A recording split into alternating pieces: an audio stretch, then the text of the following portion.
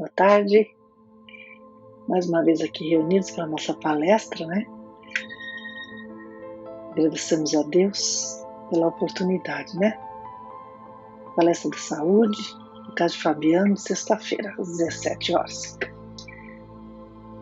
Que Jesus abençoe nossa reunião, né? Pai nosso que estais no céu, santificado seja o vosso nome, venha a nós o vosso reino, seja feita a vossa vontade, assim na terra como no céu. O pão nosso de cada dia nos dai hoje, perdoai as nossas ofensas, assim como procuramos perdoar a quem nos tem ofendido. Não nos deixeis cair em tentação, livrai-nos do mal. Graças a Deus e graças a Jesus. Então, abrindo o Evangelho a esmo, caiu para nós lermos hoje o capítulo 12 do Evangelho. Amai os vossos inimigos, pagar o mal com o bem. Então, Lucas relata essa passagem de Jesus. E se vós amais somente aos que vos amam, que merecimento é o que vós tereis? Pois os pecadores também amam os que os amam. E se fizerdes bem aos que vos fazem bem, que merecimento é o que vós tereis? Porque isto mesmo fazem também os pecadores. E se emprestardes somente àqueles de quem esperais receber, que merecimento é o que vós tereis? Porque também os pecadores emprestam uns aos outros, para que se lhes faça outro tanto. Amai, pois, os vossos inimigos, fazei o bem e emprestai sem nada esperar, e tereis muito avultada recompensa, e sereis filhos do Altíssimo, que faz bem aos mesmos que lhes são ingratos e maus. Sede, pois, misericordiosos, como também vosso Pai é misericordioso. Deus, Jesus, né, são muito misericordiosos conosco, né? Eles nos amam de qualquer forma. E nós erramos muito ainda, né? Quebramos muito as leis divinas. E ainda assim eles nos amam. Então por que nós não havemos de fazer o mesmo, né? Com aqueles que quebram as leis, com os nossos inimigos. Eles podiam, Deus e Pai, já pensou se Deus e Jesus nos considerassem seus inimigos devido às faltas que nós fazemos? Seria terrível, né? E não é isso que eles fazem. Então a gente tem que se esforçar, né? Para seguir esse exemplo. Então aqui diz assim: se o amor ao próximo é o princípio da caridade, amar aos inimigos é a sua aplicação sublime, porque essa virtude constitui uma das maiores vitórias conquistadas sobre o egoísmo e o orgulho, né? Não obstante, geralmente nos equivocamos quanto ao sentido da palavra amor, aplicada a esta circunstância. Jesus não pretendia, ao dizer essas palavras, que se deve ter pelo inimigo a mesma ternura que se tem por um irmão ou por um amigo. Algo impossível, né? Amar aos inimigos não é, pois, ter por eles uma afeição que não é natural, uma vez que o contato de um inimigo faz bater o coração de maneira inteiramente diversa que o de um amigo. Mas é não lhes ter ódio, nem rancor, ou desejo de vingança. É perdoá-los sem segunda intenção e incondicionalmente pelo mal que nos fizeram. É não opor nenhum obstáculo à reconciliação. É desejar-lhes o bem em vez do mal. É alegrar-nos em lugar de aborrecer-nos com o bem que os atinge. É estender-lhes a mão prestativa em caso de necessidade. Será que já conseguimos estender a mão para o inimigo? Às vezes a gente vira as costas para ele, né? São atitudes ainda muito difíceis que nós temos. A gente ainda acha que é bem feito, né? É abster-nos por atos e palavras de tudo o que possa prejudicá-los. É, enfim, pagar-lhes em tudo o mal com o bem, sem a intenção de humilhá-los. Todo aquele que assim fizer, cumpre as condições do mandamento: amai os vossos inimigos. Amar aos inimigos é um absurdo para os incrédulos. É um absurdo para os incrédulos. Aquele para quem a vida presente é tudo, só vê no seu inimigo uma criatura perniciosa a perturbar-lhe o sossego e do qual somente a morte o pode libertar. Daí o desejo de vingança. Não há nenhum interesse em perdoar. Perdoar até mesmo lhe parece, em certos casos, uma fraqueza. Tem gente que acha que perdoar é uma fraqueza, né? Se não se vinga, nem por isso deixa de guardar rancor e um secreto desejo de fazer o mal. Já conseguimos deixar de nos vingarmos, né? Mas ainda temos dificuldade dessa questão do rancor, né? Isso nos faz muito mal.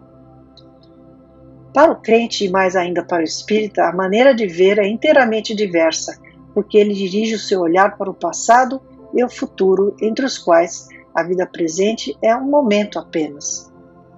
Sabe que pela própria destinação da terra, nela deve encontrar homens maus e perversos. Que as maldades a que está exposto fazem parte das provas que deve sofrer. O ponto de vista em que se coloca torna-lhe as vicissitudes menos amargas, quer venham dos homens ou das coisas. Se não se queixa das provas, não deve queixar-se também dos que lhe servem de instrumentos. Então, na medida em que a gente tem consciência, né, da nossa vida passada e da futura, e sabemos que isso aqui é só um segundo, né, da nossa existência, essa vida aqui, né, e também na medida em que conhecemos a lei da ação e da reação, né, sabemos que muitas vezes estamos passando por alguma dificuldade que é provocada por alguma pessoa, né, que serve de instrumento, né, para nos provocar. É por nossa própria culpa, né? Pode ser alguma expiação, alguma prova aí que nós temos que vencer.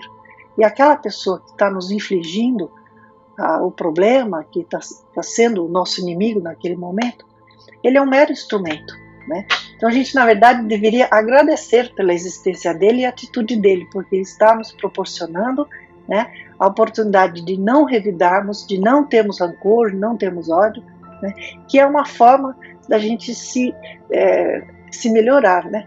Faz parte da nossa transformação moral esse processo. O homem que ocupa no mundo uma posição elevada não se considera ofendido pelos insultos daquele que olha como seu inferior. Assim acontece com aquele que se eleva no mundo moral, acima da humanidade material. Compreende que o ódio e o rancor o envileceriam e rebaixariam, pois para ser superior ao seu adversário, deve ter a alma mais nobre, maior e mais generosa. Esse é o ponto onde nós precisamos chegar, né? Os espíritos superiores não se abalam com agressões, né? Ofensas. Eles são indulgentes, né, com as pessoas que estão no mal, porque sabem que um dia isso vai passar, que a pessoa vai melhorar, né? E nós temos que ter esse olhar também, né? Sabemos que os que estão praticando o mal, seja para os outros ou para nós, né, estão doentes da alma ainda, né? E quem sabe também nós ainda temos nossos momentos, né, de praticar o mal contra o próximo. Então temos que ter esse olhar, né, no passado e no futuro, né? E para exemplificar isso, hoje eu vou ler 2 contos para vocês do Irmão X. Esses 2 contos são do livro Contos desta e de Outra Vida. Como eu disse, é do Irmão X, psicografado pelo Chico Xavier, né? Então o primeiro se chama O Escriba Incrédulo. E conta assim: descansava Jesus em casa de Gorim, o curtidor, no vilarejo de Dalmanuta, quando Joabe, escriba em Cesareia, partiu à procura dele em companhia de Zebedeu, pai de Tiago e João, que lhe devotava imensa estima. Escriba eram as pessoas que sabiam escrever, então elas se incumbiam de formalização de documentos, né? Tudo que se referia à escrita, ela ficava a cargo deles. Então eram pessoas que se sobressaíam socialmente, né? Enquanto ele caminhava depois de largada a barca, que eles tiveram que pegar uma barca para chegar onde Jesus estava, né? Nesse caminho ele já foi reclamando, Joabe já foi reclamando da vida, né? Compungido de mágoas que sofrera. Sentia-se doente em suprema revolta. Desejava escutar o verbo do Senhor para certificar-se quanto à própria conduta. Permutavam assim impressões espontâneas e afetuosas, quando o lar de Igorim, onde estava Jesus, lhe surgiu pela frente ao longe. Ao redor do tubúrio, congregavam-se enfermos, avultando entre eles um homem maduro e esbelto a gritar, estentórico, e que, guardado à pressa, excluiu-se do quadro, desafiando assim a curiosidade de ambos os viajores. Ficaram curiosos, né? Na hora que o homem estava lá gritando, seguraram ele e levaram ele embora.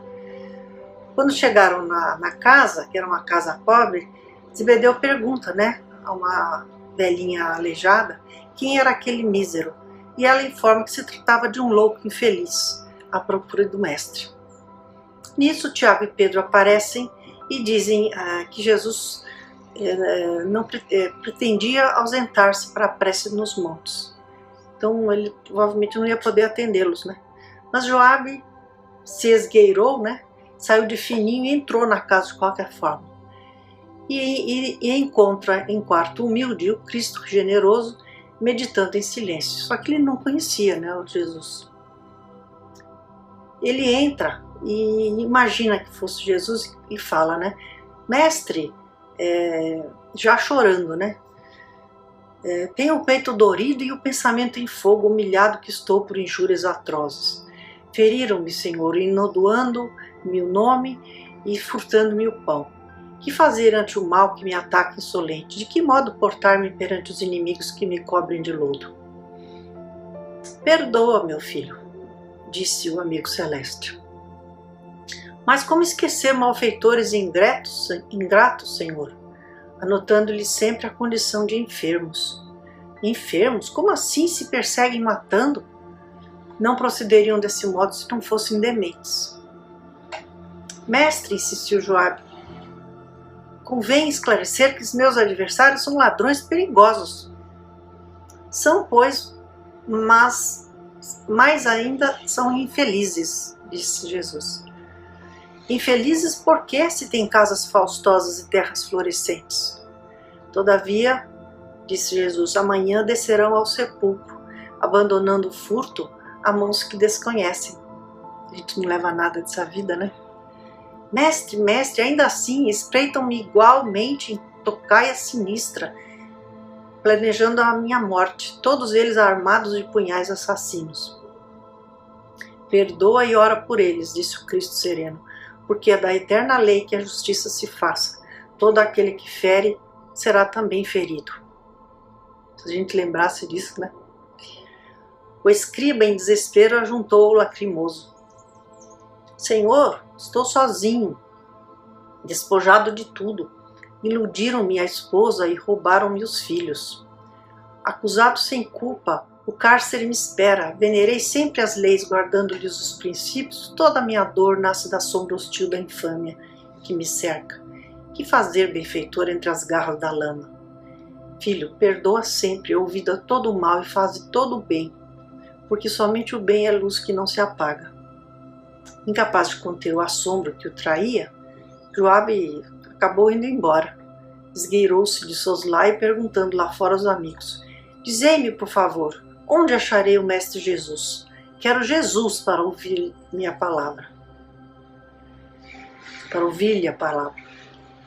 E o escriba renitente conservava a impressão de ter ouvido o louco que avistaram ao chegar àquela casa, e não o próprio Cristo. Ele não acreditava no perdão, né? Não tinha a mínima noção das leis de Deus. E ele acabou achando que ele tinha falado era com mais um louco. Né? E essa é a grande dificuldade, né, que nós temos de perdoar.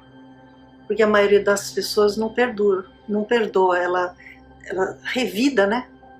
E temos que resistir a essa nossa tendência, né? E o outro conto diz assim, chama-se O Ferreiro Intransigente. Comentávamos irmão X e seus amigos, o problema da compaixão, quando se abeirou de nós, antigo orientador, e narrou bem-humorado. Conheci um caso interessante na Idade Média, em que pequena aldeia no Velho Mundo havia um jovem ferreiro e ele se apaixonou pelo rigor da justiça. Apesar da sua condição humilde, ele se entusiasmou, né, com o rigor da justiça. Integrando certa facção política, considerava todas as pessoas que lhe não esposassem os pontos de vista por inimigos a combater. Então ele não admitia que ninguém fosse contra as ideias dele. Quem fosse contra era considerado inimigo. E ele acreditava numa justiça muito rigorosa. Uma pessoa sempre cruel, de hábitos cruéis, raivosa, né? Ele imaginava os mais difíceis processos de perseguição aos adversários. Foi nisso que ele se tornou, né? A tolerância para ele era um grave delito, era um erro ser tolerante. Se alguém não rezasse por sua cartilha, ficava assinalado a ponto escuro, ficava marcado, né? Disposto a contendas, embora a posição humilde que desfrutava, sabia complicar a situação dos desafetos, urdindo intrigas e ciladas contra eles. Assim é que, certa feita, procurou o juiz que regia a comuna com benevolência e equidade e propôs-lhe a construção do cárcere. A enxovia desmoronava-se, qualquer malfeitor provocava facilmente a evasão. As grades frágeis cediam ao assalto de qualquer um. Impossível o trabalho da detenção. Era necessário sustar o insulto à polícia. Ofereceu-se desse modo para sanar o problema. Daria novo aspecto, como ferreiro que ele era, né? Daria novo aspecto ao cubículo. Prisão seria uma prisão que fosse prisão. O magistrado, velho, experiente e bondoso, observou: meu filho, a justiça deve ser exercida com amor, para que se não converta em crueldade. Porque lá vem um dia em que precisamos ser justiçados por nossa vez. Mas ele não ouviu esse ensinamento. Continuou com essa atitude cruel com relação aos criminosos, né? E ele acabou convencendo esse magistrado, né? E reformou a cadeia, transformou a cadeia, né, num local assim intransponível, cheio de paredes de ferro com grilhões, e onde os presos eram acorrentados e eles não fugiam de forma alguma. E acabou, as pessoas da lei, né, gostaram, né, do resultado, né, e recebeu a concessão para reformar cárceres em outras cidades também. E acabou ganhando muito dinheiro com isso, né. A ideia foi bem sucedida, o serviço revelou-se tão eficiente, né, ele foi procurado por outras autoridades, né, e isso lhe gerou fama e fortuna. Durante 20 anos, esse ambicioso amigo fabricou prisões para numerosas cidades. Até que certo dia, né, já detentor de vasto patrimônio material e de muitos inimigos, né, pelas atitudes dele, ele provoca um delito.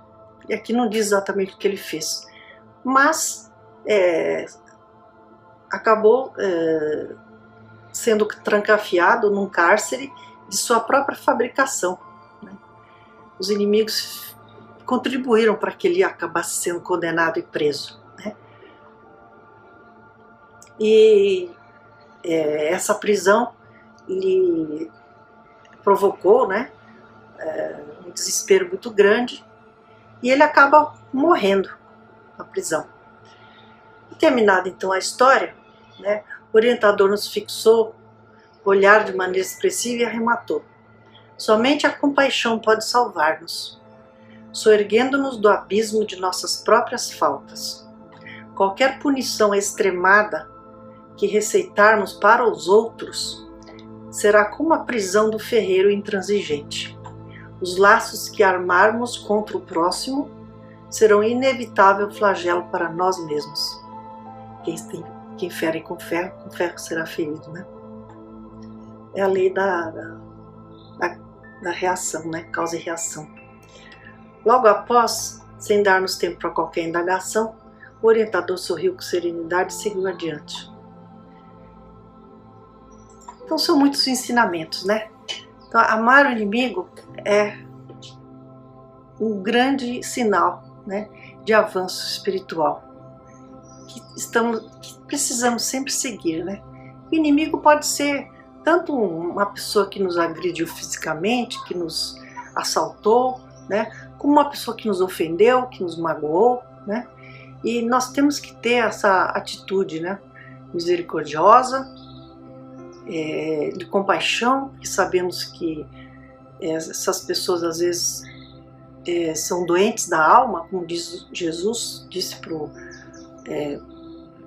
para aquele homem, né, o escriba, né? E temos que mudar o nosso olhar. Não é um olhar de raiva, de rancor, né? É um olhar às vezes até de piedade, né? E ajudar essas pessoas a melhorarem, né? Mas é difícil, mas a gente consegue. Vamos nos esforçar para isso, né? E o Evangelho está aí para nos ajudar, né? Então, vamos aqui encerrando com essa grande lição, muito difícil, mas possível, né? Pedindo a Deus serenidade, fé, para seguirmos todos esses ensinamentos, não só entendê-los, como praticá-los, né? Que Deus ampare a todos que sofrem nesse mundo, que Deus ampare os doentes da alma, que possamos estender a mão para o inimigo, aproveitando todas as oportunidades, lembrando que não deixa de ser uma forma de caridade.